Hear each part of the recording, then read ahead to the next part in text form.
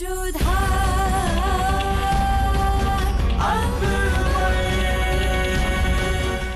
धारावाहिक किसी प्रकार की ऐतिहासिकता का दावा नहीं करता। तत्कालीन परिस्थितियों को दर्शाने के लिए आवश्यक और उचित नाटकीय रूपांतर किए गए हैं।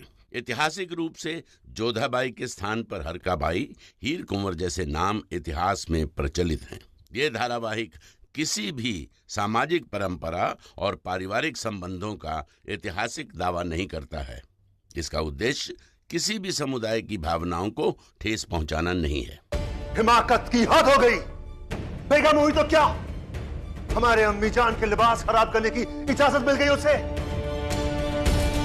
हम जलाल को मजबूर कर देंगे कि उसे कड़ी सजा दे, ताकि आवाम के लिए एक मिसाल बन जाए कि कोई भी इंसान मुगलों के मजहब का मजाक ना उड़ा सके। ऐसे गलती तो जलाल की ही है, बहुत छूट दे रखी उसे, लगाम खींच के रखनी चाहिए थी उस बदजात की। लेकिन मेरे सरताज, जोधा बेगम कोई घोड़ा थोड़ी ना है।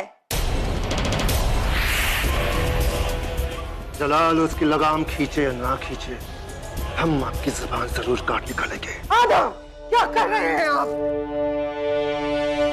दिमाग को जरा ठंडा रखिए। बेगम जोधा को सजा मिल गई। जलाल उन्हें आमेर भेज रहे हैं हमेशा के लिए। क्या? हाँ, वैसे भी बेगम जोधा को आमेर तो जाना ही था। जलाल ही उन्हें भेजने वाले थे। अब भी जलाल ही भेजेंगी, लेकिन इस बार नफरत से। और अगर बेगम जोधा यहाँ से शर्मिंदगी से रुखसत हो गई तो महल में वापस आने के रास्ते उनके लिए बंद हो जाएंगे और हम फिर से एक बार सुकून से रह पाएंगे और हरम में हमारा ही हुक्म चलेगा। जो बगावत की चिंगारी हमने बेगम जोधा की आंखों में देखी थी वो हमेशा के लिए बुझ गई है। अम्मी जान, हमें समझ में नहीं आता क्या आप जोधा बेगम से इतनी खौफजदा क्यों? क्योंकि जो झुकते नहीं और इनकार करते रहते हैं किसी को भी झुका सकते हैं। ये नौबत आने से पहले हमने बेगम जोधा का सिर शर्म से झुका दिया है।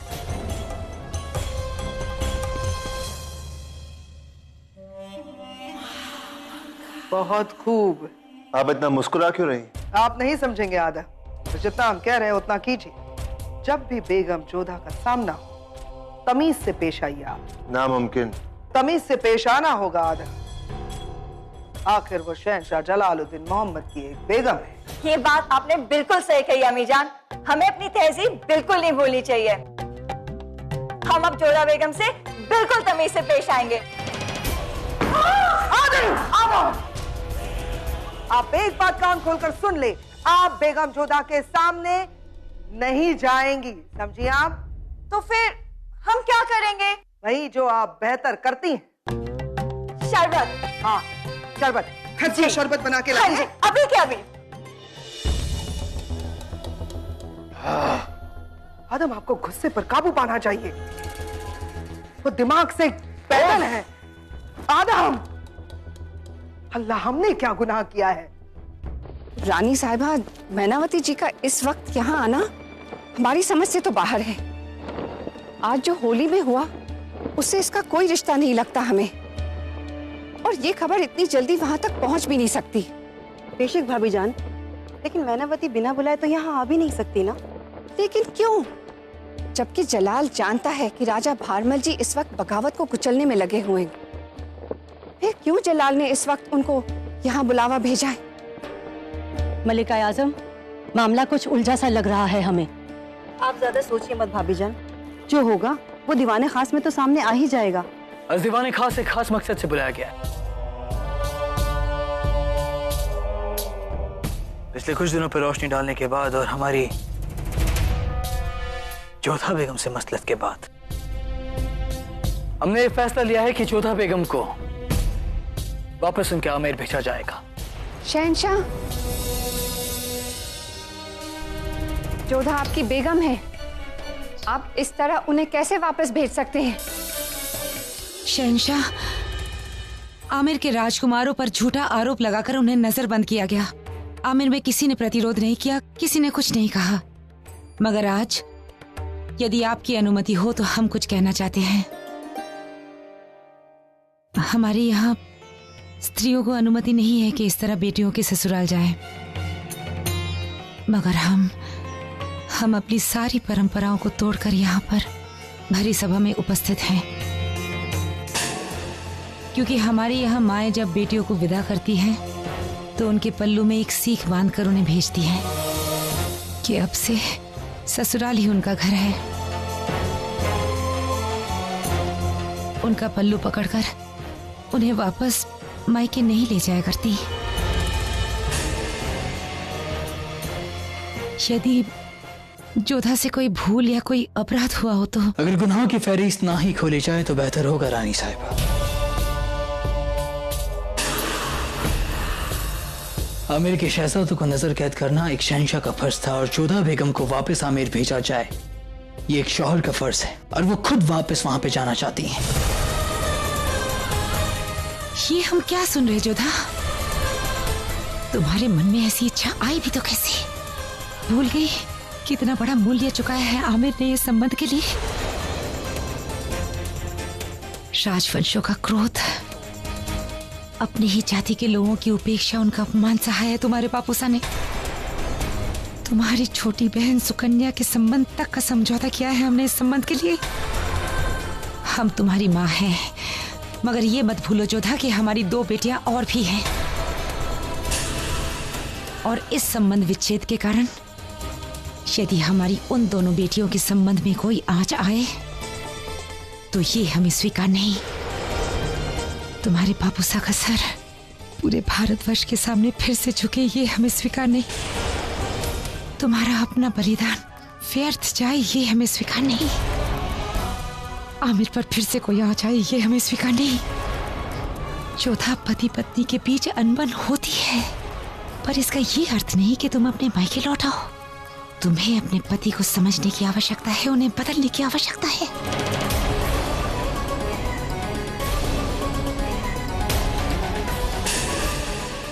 हर सवाल का हल होता है जोधा, और तुम्हें वो हल ढूंढना होगा। भले ही तुम्हें आज लगे कि तुम्हारा मासा का हृदय पत्थर का बन गया है, भले आज के बाद तुम हमारा मुख कभी न देखना चाहो, मगर तुम इस तरह आमिर नहीं लौट सकती।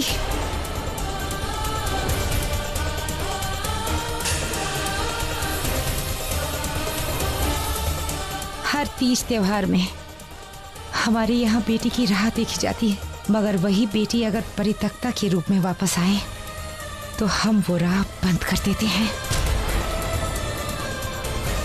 आमिर तुम्हारा मायका था और रहेगा, मगर आगरा ही तुम्हारा घर है।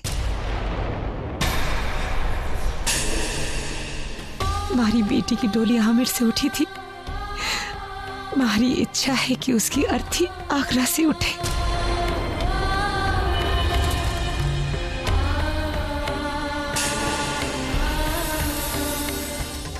शहंशाह, आप इसे एक स्त्री की विनती समझे या एक माँ की भिक्षा। जोधा को आमिर वापस मत लौटाइए।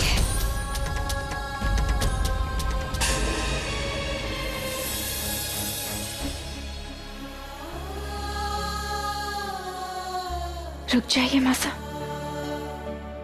आप नहीं चाहती ना कि हम आमिर लौटे? हम नहीं लौटेंगे। हम नहीं चाहते कि हमारे कारण हमारी मासा किसी के सामने गिड़गिड़ाए। और मासा ये मत समझिएगा कि इस निर्णय को लेने के बाद हमारा प्रेम आपके प्रति कम हो जाएगा, बल्कि आज के पश्चात आपका पद और आपकी गरिमा हमारी नजरों में कई गुना ऊंची हो गई है।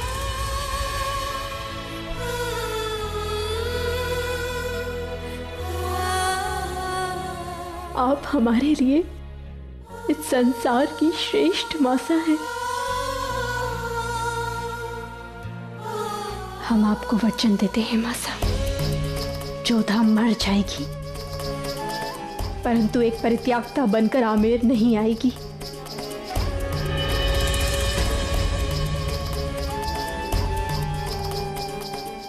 एक त्यागी हुई स्त्री की मासा का कलंक हम आपके सर पर नहीं आने देंगे मासा।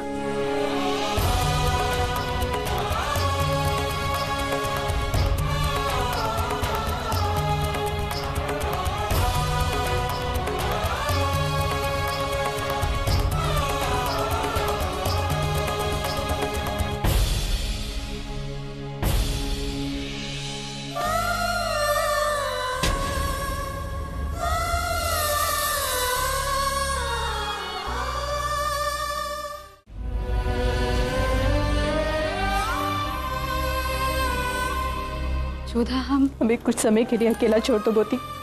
जाओ ऐसे। नहीं, हम आपको अकेला नहीं छोड़ेंगे। क्यों? किस संबंध से और किस अधिकार से? जब स्वयं हमारी मासा ने हमें साथ ले जाने के लिए मना कर दिया तो तुम क्यों हमारा साथ देना चाहती हो? जब स्वयं हम यहाँ पर सुखी नहीं है तो तुम्हें क्या सुख मिल पाएगा? ऐसा चाहते कि हम आगरा छोड़ दें और मासा हमें नहीं ले जाना चाहती है। वो कर भी क्या सकती है, और भी कर्तव्य है उनके ऊपर। ये हमारे भाग्य का लिखा है मोती, इससे हमें ही लड़ना होगा। और इसलिए ना तो हमें किसी के साथ की आवश्यकता है और ना ही किसी सीख की। हमें हमारे भाग्य के साथ कुछ देर अकेला छोड़ दो, ये तुम्हारी सखी की विनती भी है और एक रानी का आदेश। और जब तक हम ना बुलाए यहां मत आना, समझी?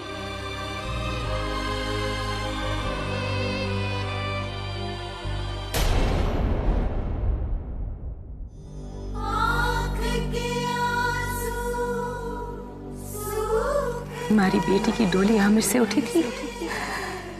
हमारी इच्छा है कि उसकी अर्थी आगरा से उठे।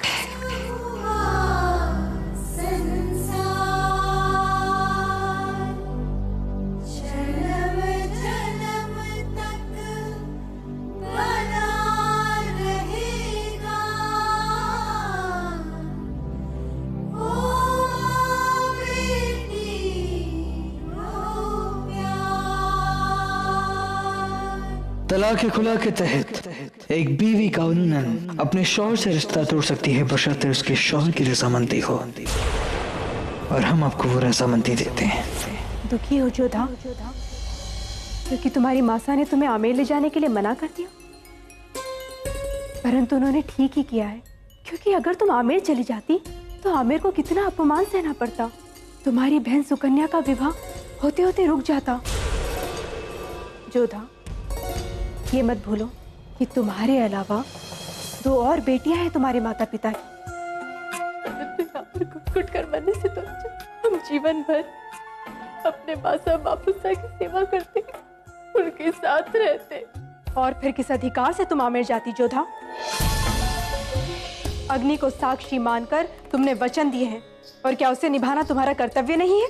यदि तुम्हारा विवाह मुगलों में ना होकर किसी राजवंशी से हुआ होता, क्या तब भी तुम अपने ससुराल को छोड़कर अपने मायके लौट जाती? तो क्या उदाहरण प्रस्तुत करती तुम बाकी सबके सामने? जोधा, अब तुम आगरा की बेगम हो। यहाँ की रीति नीति और संस्कार को समझो और उसे अपनाओ। अपने पति के इच्छानुसार कार्य करना, यही तुम्हारा धर्म है। और शहंशाह का धर्म क्या है?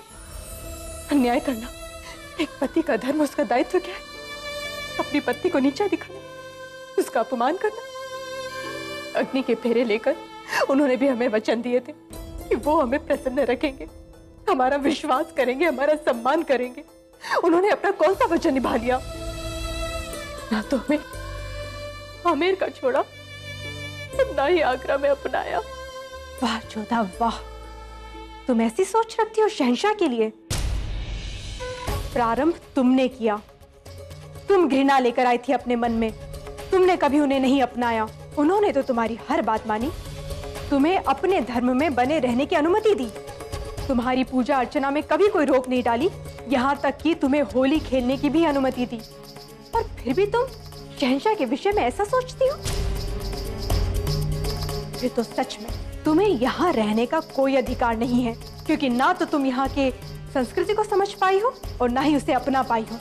ना तो तुम्हें यहाँ के लोग समझ आते हैं और ना ही उनकी नीतियाँ। तो बार बार विद्रोह करके अपने आप को और दूसरों को दुखी करना बंद करो और आमेर लौट जाओ। नहीं जोधा, तुम आमेर नहीं लौट सकती। तुम्हारे परिवार वालों ने तुम्हें इतना प्रेम दिया है, सम्मान दिया है, तुम उनके दुख और अपमान का कारण नहीं बन सकती। तुम आमेर नहीं लौट सकती। नहीं जोधा, आगरा में तुम्हारा कोई स्थान नहीं है, तुम्हें आमेर जाना ही होगा। नहीं जोधा, आमेर से अब तुम्हारा कोई संबंध नहीं है, संबंध आगरा से भी नहीं है। चली जाओ यहाँ से। नहीं, तुम आमेर नहीं लौट सकती। नहीं जोधा, तुम आमेर नहीं लौट सकती। तुम्हें आमेर आगरा में तुम्हारा कोई तुम आमेर नहीं से अब तुम्हारा कोई संबंध नहीं। तुम आमेर नहीं लौट सकती। आगरा से आगरा में तुम्हारा चली जाओ यहाँ से। तुम्हें आमेर जाना ही होगा। आप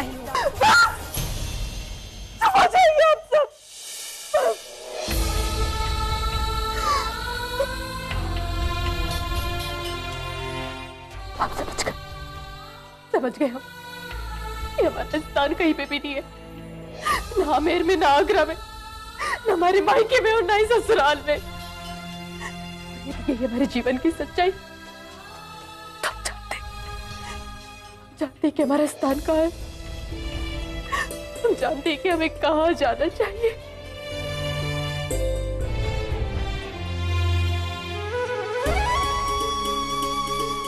आप भी जानते हैं ना कान्हा।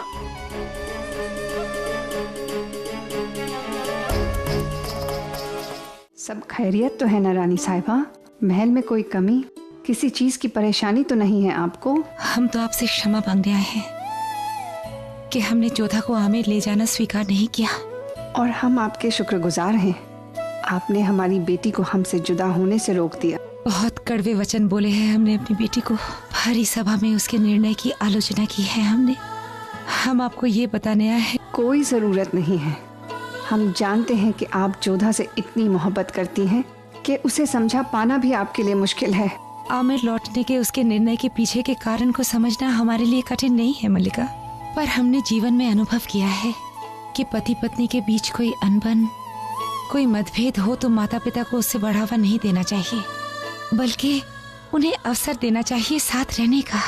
उन्हें ये अनुभव कराना चाहिए कि उनके बीच जो पनप रहा है वो केवल मतभेद है, मनभेद नहीं। रानी साहिबा, अक्सर नफरत मोहब्बत में बदल जाती है, मगर उसके लिए उनका साथ रहना आवश्यक है मल्लिका। यदि जोधा इस समय हमारे साथ आमिर लौट आती है तो उनके बीच दूरियां और भी बढ़ जाएंगी। पर आपने ऐसा होने नहीं दिया। यकीन मानिए, अगर आप इस फैसले की मुखालिफत ना भी करती तो हम जोधा को यहाँ से जाने नहीं देते। धन्यवाद, हमें संतुष्टि मिल गई कि आपके रूप में आगरा में भी जोधा की एक माँ है।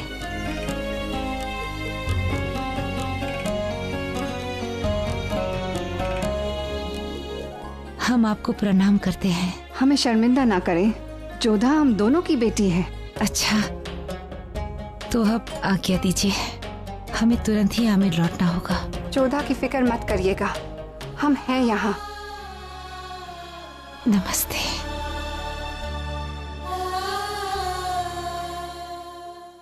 एक बात तो माननी पड़ेगी भाभी जान, रानी मैनावती साहिबा ने बहुत ही सुलझा हुआ फैसला लिया है। माँ है ना, अपनी बेटी के लिए सोच समझकर ही फैसला लेंगी, पर कहीं ना कहीं इस वाक़े से वो भी तकलीफ में है। इसीलिए जोधा को बिना बताए आमिर लौट गई। हमसे कह कर गई हैं कि उनके जाने के बाद ही जोधा को ये खबर दे। प्रणाम मल्लिका। हम जोधा बहू से मिलने आए हैं, उन्हें बुलाओ। जी वो नहीं है। नहीं है मतलब? मल्लिका, वो बात यह है कि उन्होंने हमें आदेश दिया कि वो कुछ देर अकेले रहना चाहती हैं। उसके बाद वो पता नहीं कहाँ चली गई। हमने महल में हर ओर देख लिया, परंतु कहीं नहीं मिली।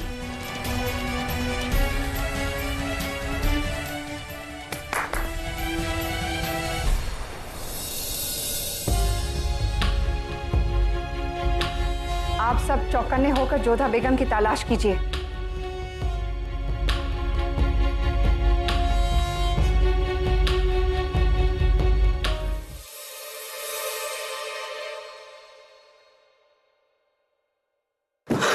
गुस्ताखी माफ हो वजीर आलिया, लेकिन आपकी इबादत में खलल डाल रही हूँ, लेकिन गजब हो गया, जोधा बेगम महल छोड़कर कहीं चली गई है। मतलब जोधा बेगम गायब है? अम्मी जान को शाही महल से कैसे गायब हो सकता है?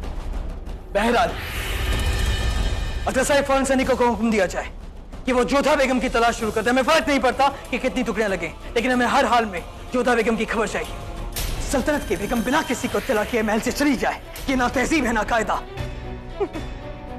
तुम हंस रही हो रुकैया। तो और क्या करें, आपने बात ही ऐसी कही है जलाल। जरा जोधा की हालत पर गौर करें। वो शहंशाह को तो ठुकरा चुकी है और उसके वालिदैन ने उसे ठुकरा दिया है। जिस औरत के पास ना ही शौहर की मोहब्बत हो और ना ही वालिदैन का सहारा, उसके लिए कायदे और तहजीब क्या मायने रखते हैं? पर ये हमारे लिए मायने रखता है रुकैया। मुगल सल्तनत की इज्जत और उसका रुतबा हमारी जिम्मेदारी है, और उसे बरकरार रखने के लिए जोधा बेगम का मिलना बेहद जरूरी है। एक मर्द के लिए बहुत मुश्किल होता है एक औरत की दिल की बात जानना, लेकिन हाँ, एक औरत होने के नाते हम आपको इशारा दे सकते हैं। जिस औरत के पास ना कोई रास्ता हो, ना कोई मंजिल, ना कश्ती हो, ना साहिल, ना जीने का कोई सहारा हो, ना जीने की कोई वजह, वो औरत अक्सर अपनी जिंदगी खत्म कर लेती है, चाहे वो किसी भी सल्तनत की बेगम ही क्यों ना हो। और उनके यहाँ तो रस्म भी है अपने आप को जलाकर खत्म कर देना। हमें तो सोचकर ही बहुत तकलीफ हो रही है। और रुकैया, जोधा आमेर की शहजादी नहीं, मुगल सल्तनत की बेगम, और हम मुगल सल्तनत की इज्जत किसी को दांव पे लगाने की इजाजत नहीं दे सकते। उसे हमारे साथ नहीं जीना है, ठीक है, लेकिन मुगल सल्तनत की इज्जत की खातिर हम उसे मरने नहीं देंगे। हम उसे ढूंढ कर रहेंगे रुकैया।